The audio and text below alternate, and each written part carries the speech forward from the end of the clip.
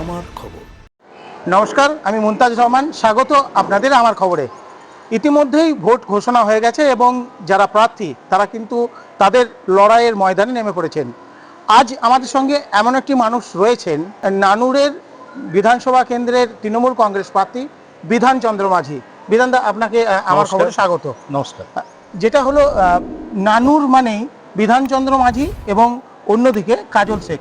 সেই জায়গাতে কাজলদা যেহেতু একটা অন্য জায়গায় প্রতিদ্বন্দ্বিতা করছেন, সেই জায়গাটা কতটা আপনার কাছে ওনার মানে যে থাকছেন না, সেই জায়গাটা কতটা অনুভব হচ্ছে? দেখুন, নানুরের তৃণমূল কংগ্রেসের যে রাজনৈতিক ইতিহাস, তার সঙ্গে কিন্তু আমাদের কাজলদা বলুন বা কাজলদা পরিবার বলুন অঙ্গাঙ্গিভাবে জড়িত। আমরা জানি যে নানুরের সিপিএমের হারমাত বাহিনীকে বিতাড়িত করতে গিয়ে কাজলদা পরিবারের 3 জন শহীদ হয়েছেন। তাছাড়া আমাদের নানুর ব্লকের আরও 30 জনের বেশি মানুষ শহীদ হয়েছেন। তা ওনাদের পরিবারে এই নানুরের তৃণমূল কংগ্রেসের প্রতিষ্ঠার ব্যাপারে বা যে ক্ষমতায় আছে তার ব্যাপারে বিশাল অবদান আছে। এবং আপনারা জানেন যে সারা রাজ্য আজকে জানে যে আমরা দুজন মানিকজোড়ের মতো সারা জেলায় ঘুরে বেড়াই। কাজলদা হয়তো আজকে মাননীয় মুখ্যমন্ত্রী ওনাকে বিশেষ দায়িত্বে হাসনে পাঠিয়েছেন, হাসনে প্রতিদ্বন্দ্বী করার জন্য। কিন্তু মনে রাখবেন যে কাজলদার তৈরি টিম, সেটা কিন্তু নানুরের এই যে নির্বাচন, সেই নির্বাচনে প্রচণ্ডভাবে সক্রিয় এবং আমরা আশা করছি যে 2024 থেকে আরও ভালো রেজাল্ট হবে 2026-এ। প্রত্যেকটা মানুষের একটা এই নানুর নিয়ে নানুরের রাজ্যের তরফ থেকেও একটা নজর থাকে। সেই নানুর যখন আপনি যখন একা একা প্রচার করছেন, আপনি যেমন বললেন যে একটা টিম তৈরি করে দিয়েছে, কাজলদা যাওয়ার আগেই একটা টিম তৈরি করে দিয়েছে এবং সেই টিম আপনার সঙ্গে সর্বদাই আছে। সেই জায়গাতে বিরোধীরা যখন বলছে যে এবারে তাদের একটা বড় দাবি করছে যে নানুরের অবস্থা খারাপ, সেই জায়গাটা কি বলবেন? দেখুন, সেটা বিরোধীরা বলবে, ওটা ভেবে ওরা নিজেরা তুষ্টিতে ভুগছে। কিন্তু আমরা জানি, দেখুন 2024-এর কথা যদি বলুন, কাজলদা গোটা জেলা জুড়ে প্রচার করেছে। আমরা জানেন যে কাজলদা 3-4টে বিধানসভা দায়িত্ব ছিল। কাজলদা নানুরে খুবই কমই সময় দিতে পেরেছেন। তার সত্ত্বেও আমরা কিন্তু, যেহেতু কাজলদা আগে থেকে আমাদের যে কোর কমিটি করে দিয়ে গেছেন, আমাদের নানুর বিধানসভা বিভিন্ন অঞ্চলের তার কাজলদার নেতৃত্বে যে কমিটিগুলো তৈরি হয়ে আছে, তারা কাজ করেছিল এবং আমরা দেখেছি অভূতপূর্ব রেজাল্ট হয়েছে। এখানেও তার ব্যতিক্রম কিছু হবে না। এবং কাজলদা নানুর কাজলদারই ভূমি, এখানে কাজলদা নামে ভোট হবে। এবং অবশ্যই একটা মনে রাখবেন যে ধরুন, এই যে আমাদের পশ্চিমবঙ্গ 254টে বিধানসভা কেন্দ্র, মমতা বন্দ্যোপাধ্যায় তো সব জায়গায় যেতে পারে না বা সব জায়গায় সংগঠন করে না, কিন্তু ভোট মমতা বন্দ্যোপাধ্যায় নামে হয়। সেও নানুরেও সে একই ফ্যাক্ট কাজ করবে। এখানে ঠিক আমরা যে মুহূর্তে দাঁড়িয়ে রয়েছি, ঠিক এই স্কুলটি কিন্তু আপনার, আপনি স্কুলের শিক্ষক। সেই জায়গায় শিক্ষকতা থেকে আপনি রাজনীতিতে কিভাবে এলেন এবং শিক্ষকতার একটা জগৎ থাকে আলাদা, রাজনীতির জগৎ, সেই জায়গাটা কতটা মানে সময়টা দিতে পারছেন বা কিভাবে রাজনীতি থেকে শিক্ষকতা থেকে একটু সরিয়ে রাখছেন? দেখুন, রাজনীতি আমার রক্তে আছে, তার কারণে বলি যে বামফ্রন্ট আমলে আমার বাবা প্রাইমারি মাস্টারমশাই কানাইলাল মাঝি, তিনি বামফ্রন্ট আমলে আমাদের নানুরের আমাদের যে পাড়াটা আছে থানাপাড়া, সেখানে মেম্বার হয়েছিলেন, দুবার মেম্বার হয়েছিলেন। একমাত্র কংগ্রেসের মেম্বার ছিল তখন, বামফ্রন্ট আমলে, তখন তৃণমূলে আসার আগে। তাই রক্তে রাজনীতি আছে। আমি 2006 সালে যখন চাকরি পাই পুরুলিয়া চলে যাই, সেখানে 9 বছর চাকরি পর 2014 সালে ডিসেম্বরে ফিরে আসি। এখানে বাসাপাড়া ব্রাহ্মণখণ্ডে বাসাপাড়া হাই স্কুলে আমি যোগদান করি ইংরেজি শিক্ষক হিসাবে। এবং যেহেতু রাজনৈতিক পরিবারে বড় হয়েছি, রাজনীতি যে নেতৃত্ব ছিল নানুরের বুকে, তাদের সাথে আমার পরিচয় ছিল। আসার সঙ্গে সঙ্গে আমরা এখানে শিক্ষক রাজনীতিতে জড়িয়ে যাই। তারপরে এখানে যুব রাজনীতির সাথে জড়িয়ে যায়। এখানে নানুর ব্লকে যুব সভাপতি হই। আমার কাজকর্মে খুশি হয়ে আমাদের রাজ্য নেতৃত্ব, আপনারা জানেন যে 2020 সালে আমাকে জেলা যুব সভাপতির দায়িত্ব দিয়েছিল এবং 2021 সালে আমি বিধায়ক হিসাবে নির্বাচিত হই। এবং অবশ্যই মমতা বন্দ্যোপাধ্যায়, অভিষেক বন্দ্যোপাধ্যায় আশীর্বাদে, আমাদের কাজলদার স্নেহে আমি আবার দ্বিতীয়বার সুযোগ পেয়েছি মানুষের সেবা করার।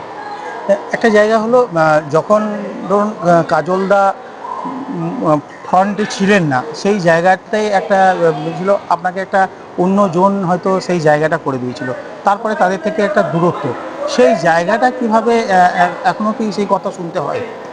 দেখুন, কাজলদা ছিল না বলে ভুল হবে। কাজলদা সবসময় নানুরের মাটিতে ছিল। হয়তো কোনো কারণে উনি সেভাবে উপরে আসতে পারেননি বা ওনাকে দমিয়ে রাখা হয়েছিল। কাজলদার সাথে যোগাযোগটা আমার প্রথম থেকেই ছিল, যেহেতু আমি নানুরের ছেলে, কাজলদা নানুরে। সবসময় আমাদের সাথে একটা সম্পর্ক ছিল এবং বিভিন্ন সময় রাজনৈতিক দলে বিভিন্ন মানুষ সামনে আসে, তারা আবার বিভিন্ন মানুষ নিজের কাজের জন্য পিছিয়ে চলে যায়।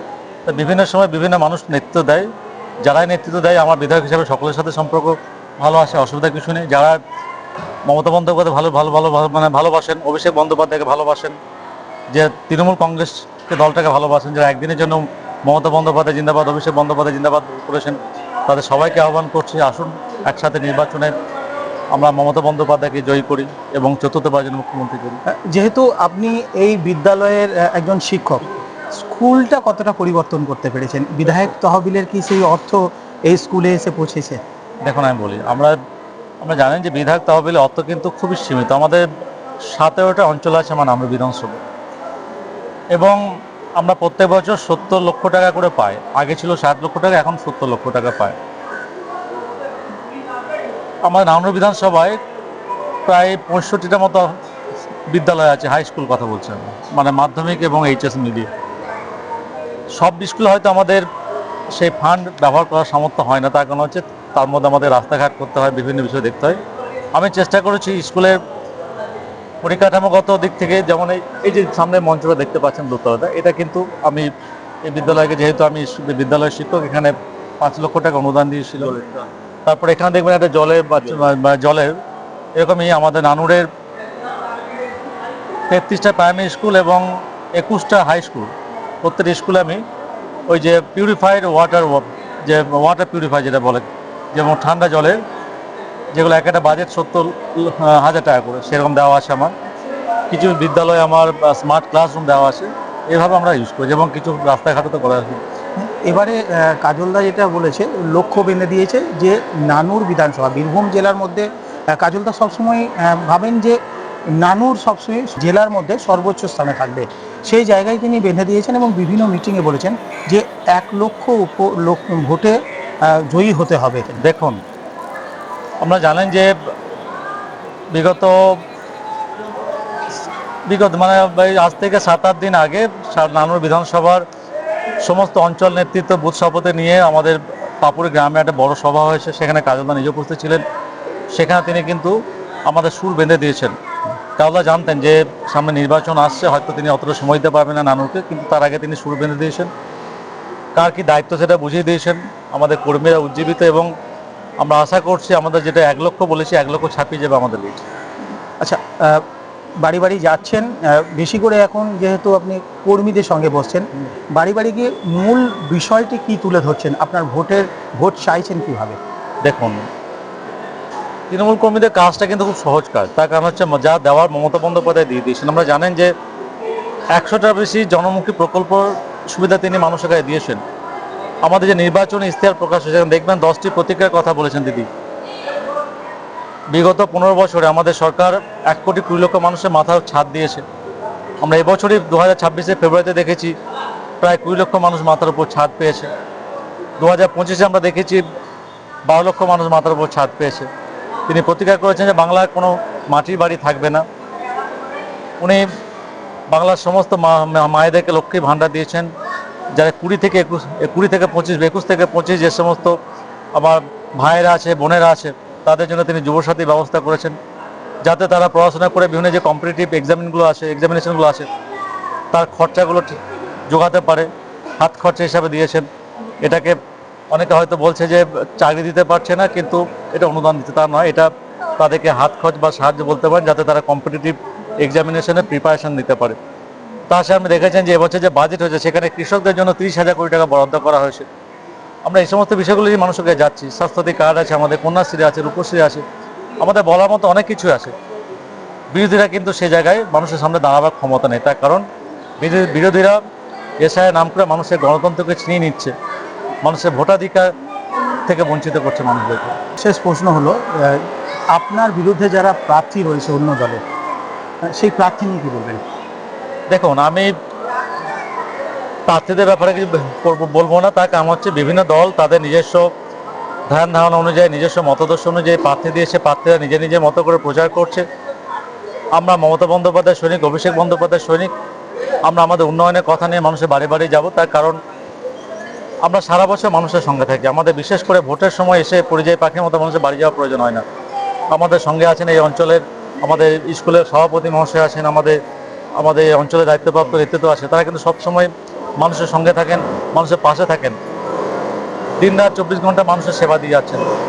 তাই মানুষকে নতুন করে কিছু বলছি না। আমরা জানি যে মানুষ আমাদের চেনে, আমাদের জানে, আমরা গেলে মানুষ সেই সম্মানে সেই শ্রদ্ধার সঙ্গে আমাদেরকে আপন করে নিচ্ছে। মোটামুটি কত টার্গেট রাখছেন?